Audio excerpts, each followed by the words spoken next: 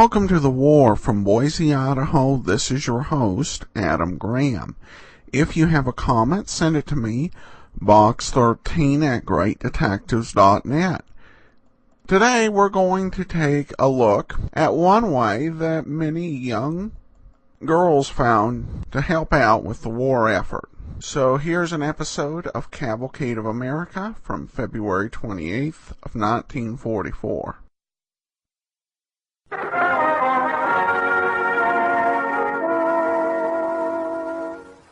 Starring Virginia Weidler and Jane Darwell in Junior Angel on the Cavalcade of America, sponsored by DuPont, maker of better things for better living through chemistry.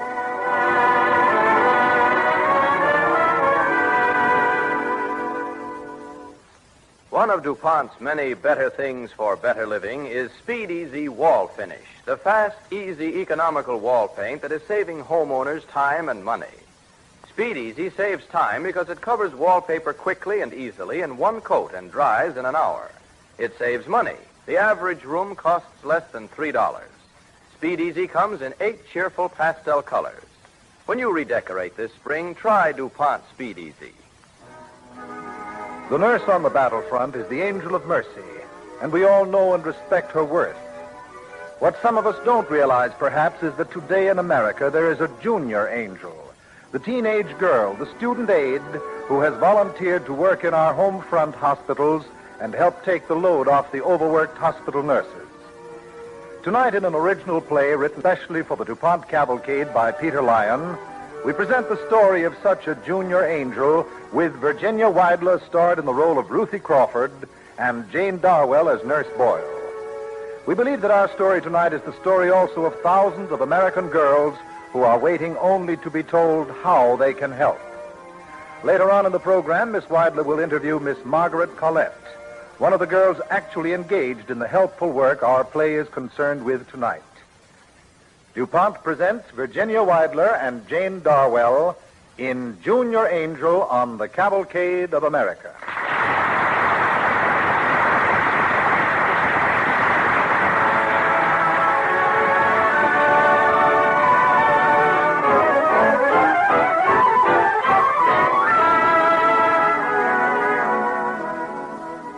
We're going to spend some time tonight in a pleasant residential suburb of a Midwestern American city.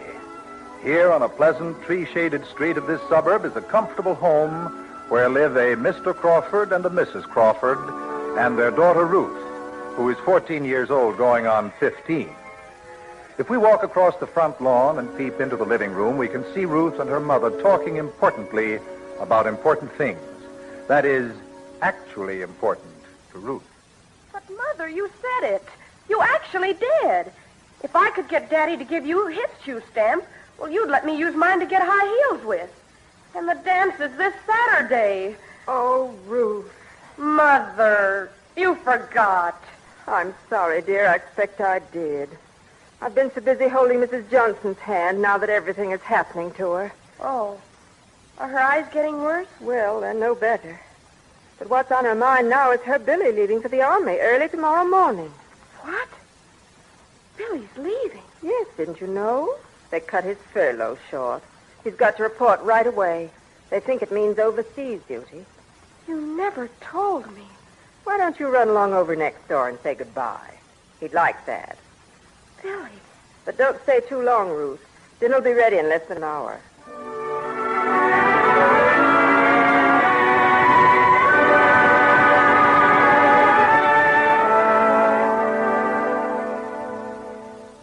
Hi, Ruthie. Hello, Billy. I just heard you were leaving. Yep. Kept it quiet, didn't you? Didn't want to worry your mother. Yeah, that's right. Hey, Ruthie, throw me those brown socks on the bed there, will you? Here. Thanks. I think that was swell of you, Billy. Not to let on you had to leave, I mean. Billy. Yeah? What are you doing? I mean, tonight? Well, I thought I'd better stick around tonight, Ruthie. Be with Mom and Dad. Oh, sure. Now, where's my sweater? Oh, there it is. You're sitting on it, kid. Give it a toss, will you? I'm sorry. You came over to say goodbye, Ruthie? That's nice of you. Sorry, I'm so busy packing. Oh, that's okay, Billy. I like to see you packing. I just came over to tell you to be careful, Billy. Sure will. Oh, and listen, Ruthie. Yes? I got something serious to tell you. Yes? What is it, Billy? I don't want you getting hitched up to any guy before I come back, you hear? Oh, no, Billy. You know I wouldn't. You promise, Ruth? I promise, Billy.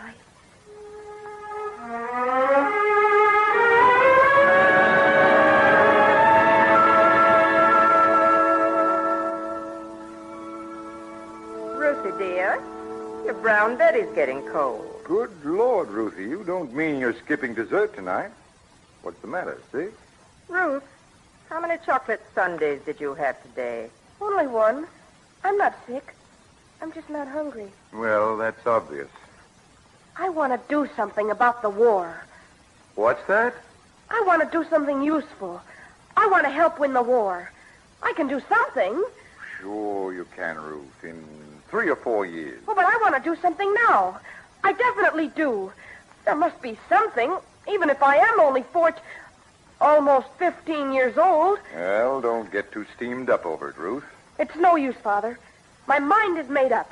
It's absolutely necessary. Okay.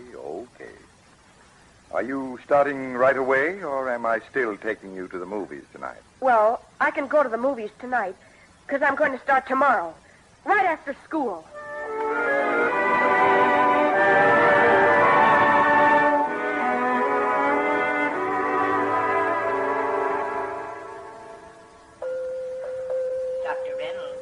Dr. Reynolds wanted in the office. Dr. Reynolds. Excuse me. Are you Miss Boyle? Yes, The hospital superintendent? that's right. Well, I'm Ruth Crawford. Glad to hear it. I want you to give me a job here at the hospital. Well. A regular job, every day. I can come right after school and stay at least 3 hours, maybe 4. More on weekends. Miss Boyle, I'm serious. I definitely am. You definitely are? How old are you, anyway? 15. 15. Well, what do you think you could do around the hospital? Well, I thought, like Florence Nightingale. Kind of smooth the patient's brows and... Smooth the patient? That's too much. Well, there must be something I can do. I can wash dishes or make beds or sweep the floors, can't I? Somebody's got to, and if you're so short-handed, why can't I? Yes, why can't you? What'd you say your name was? Ruth Crawford. Come along, Ruth. I'll get you a broom and a damp cloth and an apron.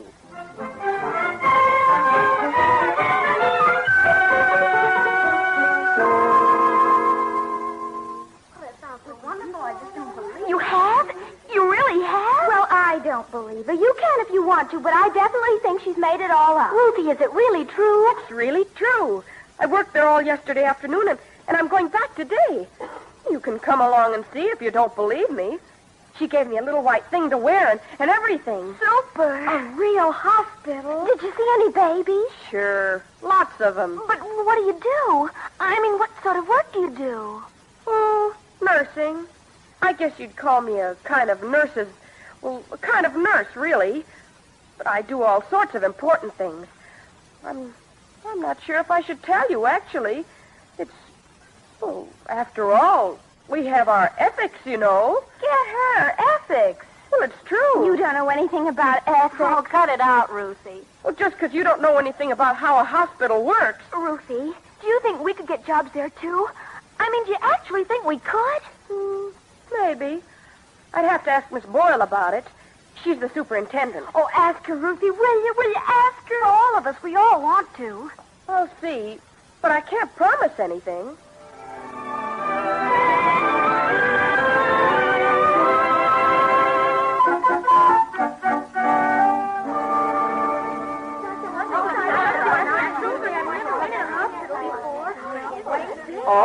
All right, girls. Now, let's see. 6, 8, 9, 11, 12. 12 of you. For better or for worse. Well, all right. I'll assign you 2 to a floor. You'll do just as the nurse in charge of your floor tells you. Understood? Oh, sure. Yes. And don't forget, the first one of you steps out of line, does anything wrong, out the whole pack of you go. Oh, we won't. Shh, Marion. Now then, what are your duties again? Well? Fill the water pitchers and make fresh fruit juice drinks. That all? Well, we're supposed to run errands, aren't we? For the nurses, I mean. I'll say you are. What else? Serve food trays and wash glasses and dishes. And we're to read to the patients, too. If they want you to. Most of them won't want to see you, is my guess. Well, anyway, there's the children in the children's ward. That's right. You can read to them and keep them happy. You'll find that you've got a lot more jobs than those. But they'll do for a starter. Do as you're told. No pranks, no funny business. Understood? Oh, yes. Or out you go, lickety-split. Miss Boyle, Now, what is it? aren't you glad we're here to help? Be about that in 3 months. If you're still here. We'll be here. Oh, Batlack. She isn't either. I like her. Batlack. Hey, kids, what are we going to do about these things they make us wear? What are they, anyhow? Oh, they're the smocks that the male patients wear. You're supposed to have it on backwards. I think it stinks. They don't even iron them. They're right, Ruth. You know, they actually are. These things have no chick, but none. Patsy, chic. Well, we'll have to get ourselves uniforms. If Miss Boyle, that likes Boyle. If Boyle won't give any to us, we'll have to buy our own. That's it. Super. I'll design them. And we'll have to give ourselves a name, a title, you know. We've got to have a title. It was my idea. We work here, so I get to name the title. We'll be student aides. All in favor. Aye. And we'll cross-stitch our title on our uniform. All in favor. Aye. Ruth Crawford. Hey, Ruth Crawford. Report to the floor nurse on the 4th floor. Come on, everybody. We're going to work.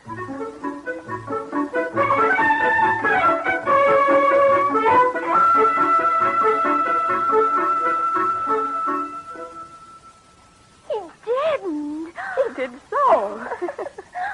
Shh. There's Miss Boyle. Girls, I should think that after 3 months at the hospital, you know that you're not supposed to stand around giggling in the halls. Sorry, Miss Boyle. It's not as though there isn't plenty of work to do, you know. Yes, ma'am. We're sorry, Miss Boyle. Ruth, there's a new patient in 16 whose eyes are bad. She's got some mail she wants you to read to her. Scoot. On my way, Miss Boyle. Yes? Is that the nurse? No, this is the student aide. The nurse said you had something that you... Why, aren't you Mrs. Johnson? That's right. Come in, Lucy. What? I didn't know you were coming to the hospital, Mrs. Johnson. Are your eyes worse? Well, I'm afraid they're no better, dear. Gosh, I'd have come down long ago if I'd have known you were the patient in 16. I mean, after all, living right next door, and besides, you're Billy's mother. Why, someday you might... Well, you might be... Billy is the reason I asked the nurse to send you in, Lucy.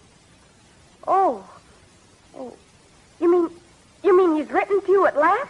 Well, he writes at least once a week and has ever since he left, Lucy.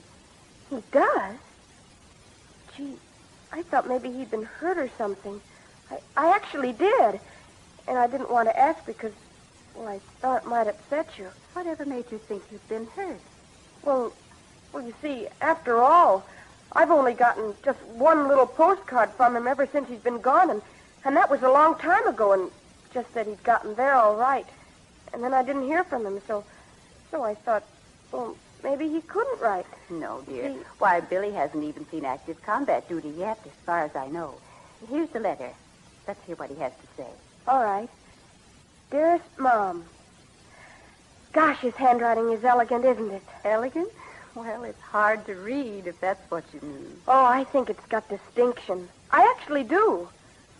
Dearest Mom, this will have to be just a short note because I've just gotten a 2-day leave, and the truck is waiting to take the guys to London right now. The money you sent will help a lot. Maybe Jimmy and I will have a nice evening at the theater. She loves the theater, as you know. She loves the theater? Oh, I see. Not Jimmy. Jeannie. Excuse me, Mrs. Johnson. Yes? Excuse me, Mrs. Johnson, but who is this Jeannie he's taking to the theater? Oh, Why, well, she's just a Red Cross girl he happened to meet over there, dear. Go on. Red Cross, eh?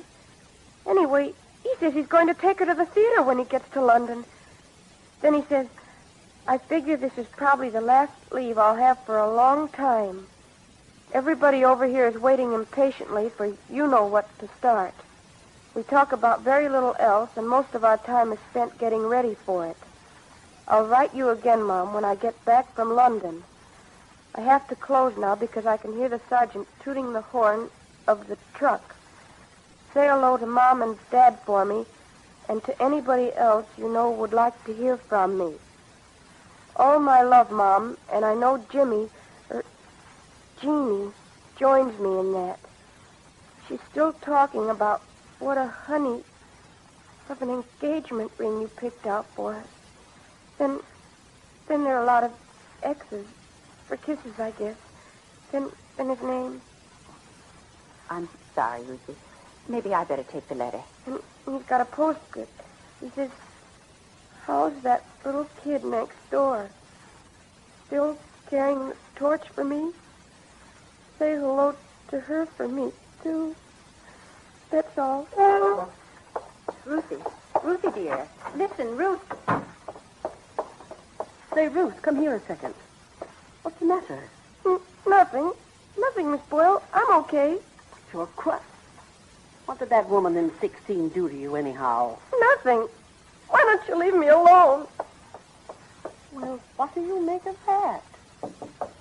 Come in. Ruthie? I'm sorry, Mrs. Johnson, if the student aide did anything Ruthie, that... No, I know Ruth very well. It was my fault. It's just that I shouldn't have asked her to read this letter from my son.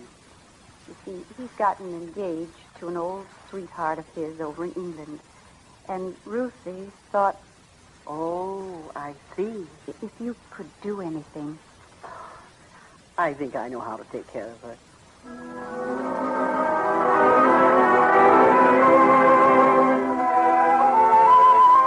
You are listening to Virginia Weidler as Ruthie Crawford and Jane Darwell as Nurse Boyle in Junior Angel on the Cavalcade of America, sponsored by DuPont, maker of better things for better living through chemistry.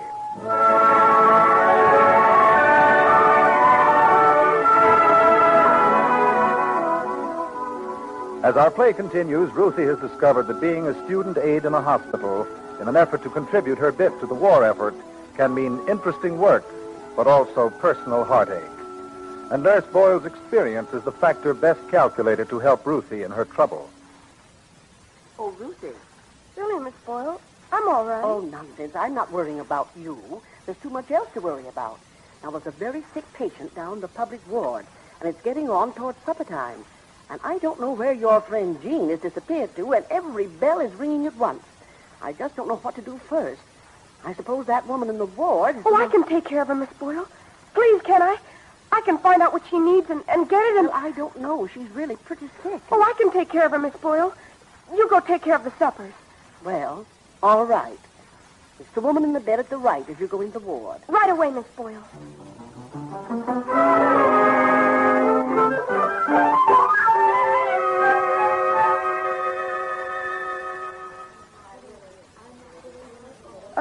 Excuse me. Is there anything I can do for you? Nurse? No, this isn't the nurse. But I can do almost everything a nurse can for you. Your white uniform. I thought... I'm the student aide on this floor. Can I freshen your pillow or get you a cold drink? No, thank you. Wouldn't you like a nice glass of orange juice? No, there's nothing, thanks. Nothing. You have a Bible here. Would you like me to read it to you? Oh, would you, child? Would you do that? Sure. Is there any special thing you'd like to? No, just anywhere. Oh, anywhere. I'll just open it and... Verily, verily, I say unto you, he that believeth on me, the works that I do, shall he do also. And greater works than these shall he do, because I go unto my Father. And whatsoever ye shall ask in my name, That will I do, that the Father may be glorified in the Son. If ye shall ask anything in my name, I will do it. And I will pray the Father, and he shall give you another comforter. He may abide with you forever. I will not leave you comfortless. I will come to you. Yet a little while, and the world seeth me no more. But ye see me, because I live. Ye shall live also. Peace I leave with you. My peace I give unto you. Not as the world giveth, I give unto you. Let not your heart be troubled, neither let it be afraid. Abide in me, and I in you. And now ye are clean through the word which I have spoken unto you. Thank you, child. Do you feel any better? Oh, yes. Oh, yes, thank you. It helped me a lot. Funny, but I think it helped me, too.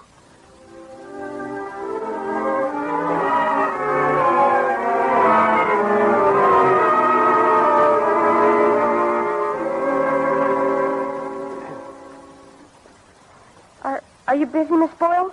I'd like to talk to you if you're not busy. I mean, I actually would. What's on your mind, Ruth?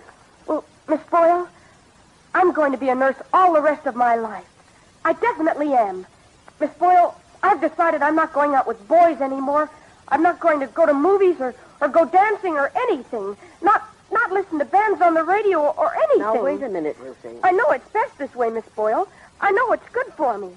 I've decided definitely. I'm going to devote my life to nursing. Well. Isn't it wonderful? Ruth, you've got a lot of time to make a decision like that. You're talking about a whole lifetime. And a lifetime, Ruth, can be a very, very long time. Ask me, I know. Don't you like being a nurse, Miss Boyle? Me?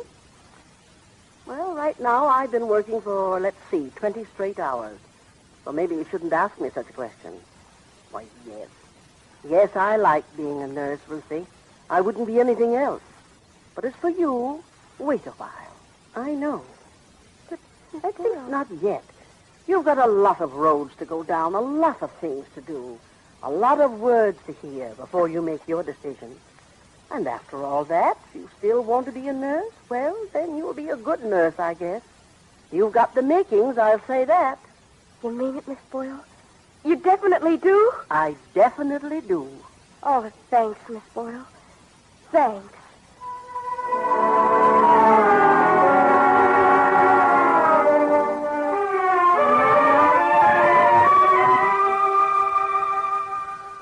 Ruthie, there she is. Come on, Ruth, we're going home. It's after 6. Why, so it is.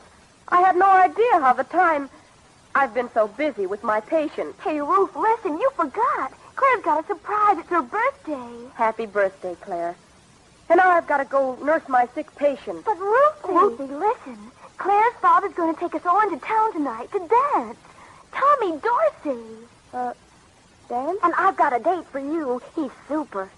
A man? No. I think I'll... Ruthie, what's the matter? Aren't you feeling good? I told you my decision, Jean. I'm not going to have anything more to do with men. I'm going to be a nurse all my life.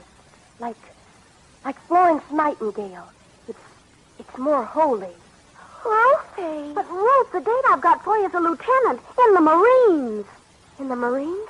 And we're going to hear Tommy Dorsey, Ruthie. Tommy Dorsey. Is he engaged? Oh, Tommy Dorsey? The lieutenant in the Marines. Him? Oh, no, Ruthie. He's just my cousin. That's the only reason he's coming with us at all. Mom made him come. We can stay till midnight, Ruthie. Well, where do I meet you? I don't suppose just going dancing once with a man would mean anything, would it? I mean, actually, it wouldn't.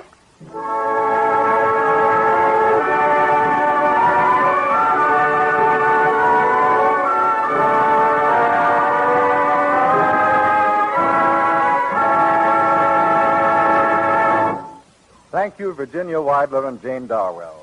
In just a few moments, our stars will return to the microphone with Miss Margaret Collette, who is actually engaged in the work that Ruthie Crawford began in our play. And now Clayton Collier, speaking for DuPont, tells us of one of the ways DuPont cellophane is helping in the important job of food conservation. We waste 15% of the food in our kitchens. It's a shocking fact. We, the people of the United States, waste 15% of all the food we take into our homes.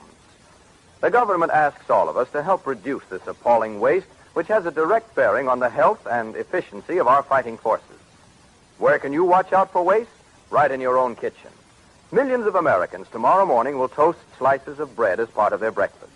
They'll go to the bread box or the kitchen cabinet and take out a loaf of bread they bought today, or perhaps the last slices of a loaf several days old. The bread will be either fresh or stale. If it's fresh, it'll be eaten. If it's stale, it will be wasted.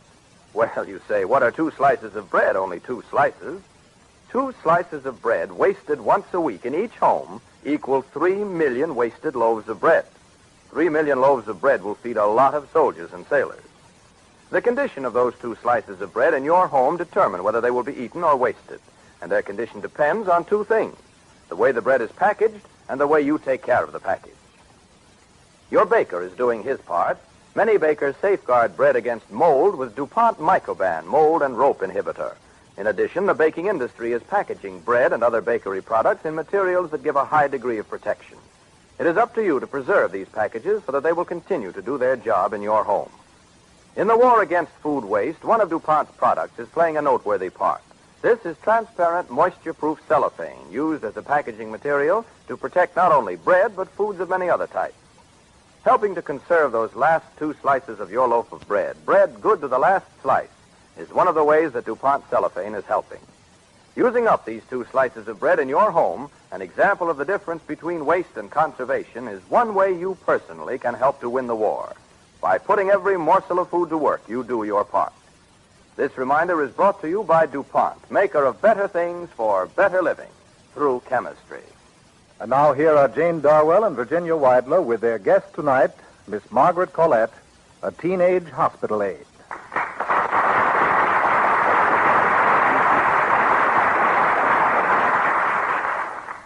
Thank you, everyone.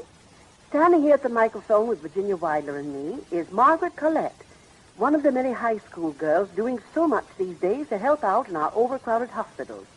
Inasmuch as Virginia was the junior angel of our play tonight, I think she ought to ask our real-life junior angel about her work. Thank you, Miss Darwell. Tell me, Margaret, is it awfully hard work you have to do? No, I don't think it's hard. I think it's very interesting. Well, tell us why, will you? In the first place, you get to meet a lot of interesting people. You mean soldiers and things? Well, sometimes we do. But mostly it's people in your own town that maybe you've seen around for years. And then suddenly, instead of being just a face, there's somebody that you know and like a lot. How about the nurses? Do you like working with them? Oh, yes, they're wonderful. And they know everything, and they're so nice to you. Do you really have the feeling that what you do is important and that you're helping in the war? Yes, and the nurses and the hospital people are always asking us if we can get more girls for them. So if any of you girls who are listening in tonight really want to contribute part of your time to this patriotic effort, won't you go to your local hospital and see what you can do to help? Thank you. Thank you, Margaret, and good night.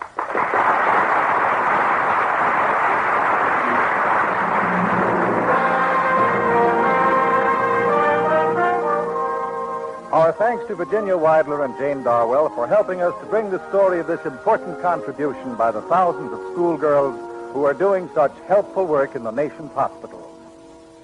Next week, DuPont presents Brian Donlevy in Odyssey to Freedom, one of the most remarkable and engrossing stories of adventure and pursuit that has yet come out of this war. It's about an American who, among other things, escaped twice from German concentration camps.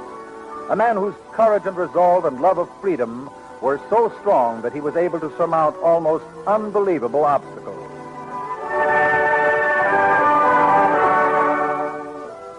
We invite you to join the DuPont Cavalcade audience again next Monday evening when the popular Hollywood star Brian Donlevy will be heard in Odyssey to Freedom. Tonight's DuPont Cavalcade Orchestra was under the direction of Donald Voorhees. This is Roland Winters sending best wishes from Cavalcade sponsor, the DuPont Company of Wilmington, Delaware.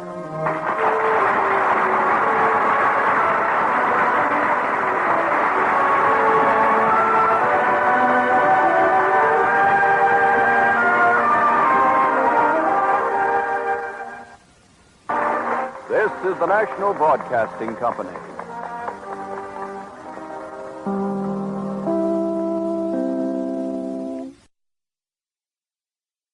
Welcome back. Well, an interesting look at what these teenage girls were able to find to do. And it was perhaps a little bit marred by the whole romance angle, but other than that, I thought it was excellent. Of course, the big thing that was referenced to the letter was coming shortly, and we'll hear all about it on June the 6th. That will do it for today. If you have a comment, email me, box13@greatdetectives.net. I welcome your story or that of loved ones who served during World War II. Ken Curlin provides our opening theme music, kencurlin.com. I am your host, Adam Graham. This series is provided as a service of the Great Detectives of Old Time Radio, greatdetectives.net.